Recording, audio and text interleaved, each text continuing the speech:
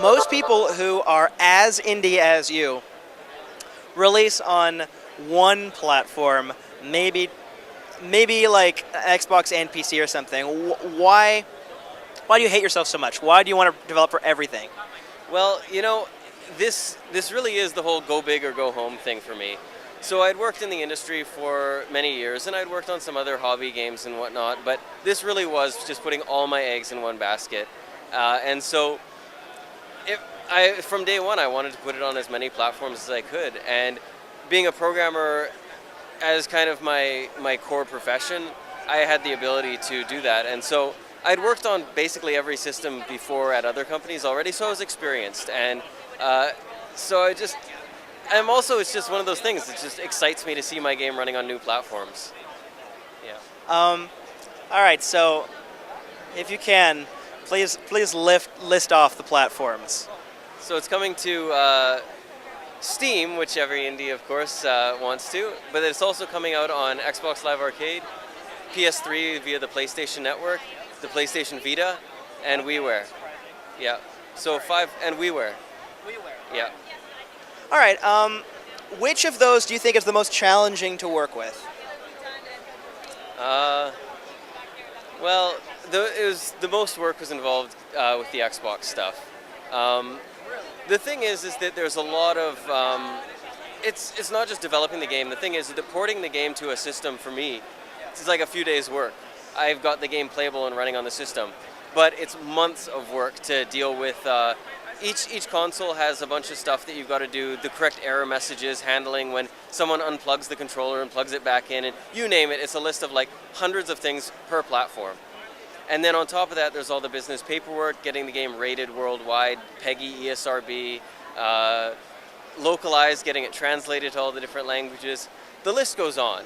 There's so much stuff. You've got to fill out the game description for the storefront and create screenshots for the storefront and art assets and different banners for the Steam store and the Xbox Live dashboard and all these things. And so the list of stuff never ends. And so that's where, I'd really say that over half of my time in the past year or two maybe has been on just dealing with business, production, PR, marketing, and all that.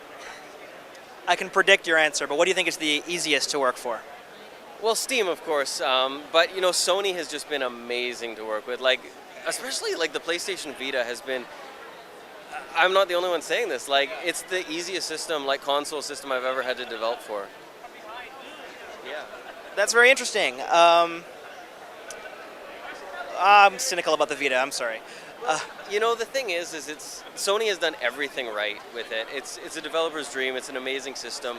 The big issue is just that mobile games have really just taken over. So that's the biggest challenge it has. All right, so tell us a bit about the nuts and bolts of Retro City Rampage.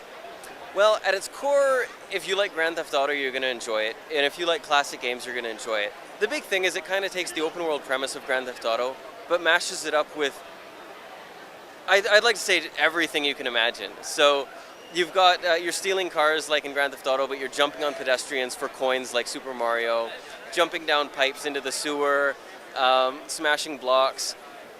The missions span basically every genre. From you've got stealth, taking cover like Gears of War, side-scrolling stuff, water levels, one that plays like a LucasArts-style adventure game, 3D racing like Rad Racer. So it just goes across the map, and that's kind of it's a love letter to games as a whole, the entire history of gaming.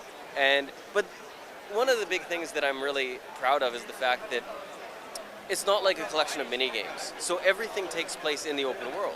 So if there's a mission, for example, that plays like an old 80s coin-op arcade game, it's still using the same pick up and throw mechanics, the same running mechanics and everything.